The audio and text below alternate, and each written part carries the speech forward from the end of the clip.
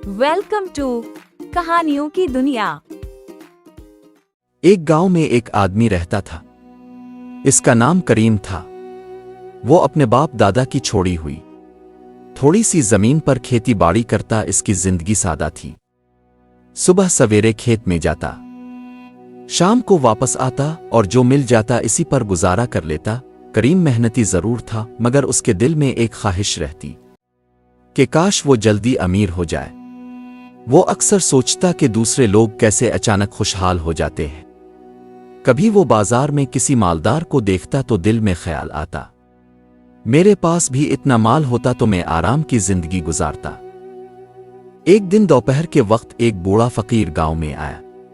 वो आहिस्ता आहिस्ता चलता हुआ करीम के खेत में पहुंचा तो करीम ने इसे पानी पिलाया। फकीर ने दुआएं दें और चला गया। चंद दिन बाद वही फकीर दोबारा आया। इस बार इसने करीम से कहा कि तुम्हारे अंदर मेहनत है मगर दिल बेचैन है। करीम ने हैरान होकर पूछा कि आपको कैसे मालूम?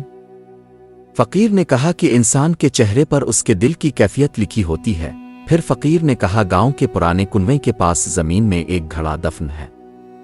इसमें सोने के सिक्के हैं, मगर शर्त यह है कि जितनी जरूरत हो इतने ही लेने हैं। अगर ज्यादा लेने की नियत की तो सब कुछ खत्म हो जाएगा। ये कहकर फकीर चला गया। करीम सारा दिन इसी सोच में रहा। वो बार बार खुद से कहता कि मैं सिर्फ थोड़े से सिक्के लूंगा, मगर दिल के अंदर एक आवाज कहती कि मौका बार बार नहीं मिलता। रात हुई, गांव में खामोशी छा गई। करीम आहिस्ता से घर से निकला और कुनवे के पास पहुंचा। इसने जमीन खोदनी शुरू की। काफी देर बाद उसका हाथ किसी सख्त चीज से टकराया। इसने मिट्टी हटाई तो एक मिट्टी का घड़ा नजर आया। करीम का दिल तेजी से धड़कने लगा। इसने घड़ा खोला। अंदर चमकते हुए सिक्के थे। वो कुछ लम्हे खामोश बैठा रहा।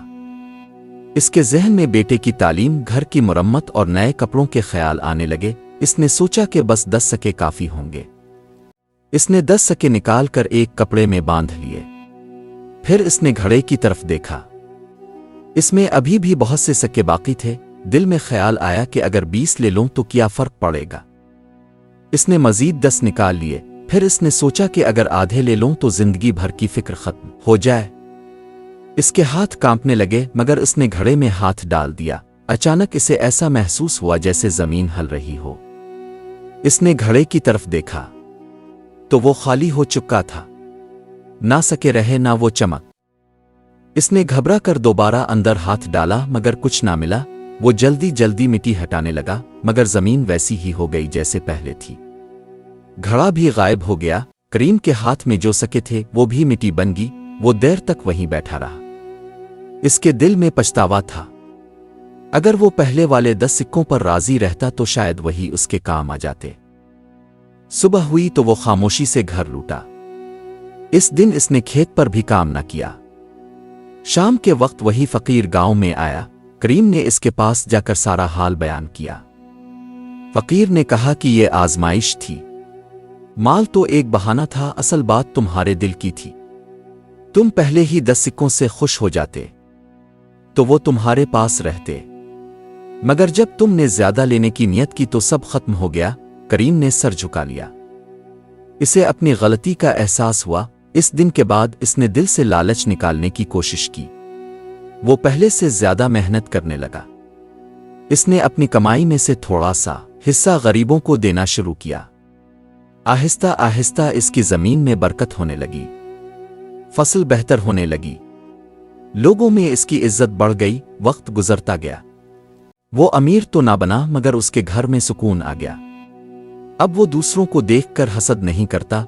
लोग कहते हैं कि इसके बाद वो फकीर कभी नजर नहीं आया, मगर करीम को ऐसा लगता था कि वो फकीर उसकी जिंदगी बदलने के लिए ही आया था।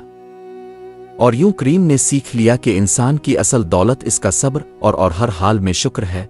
लालच इंसान को वक्ती फायदा दिखाता है, मगर आखिर में नुकसान देता है। जो इंसान सब्र और शुक्र इख्तियार करे, इसकी जिंदगी में खुद ब खुद बरकत आ जाती है।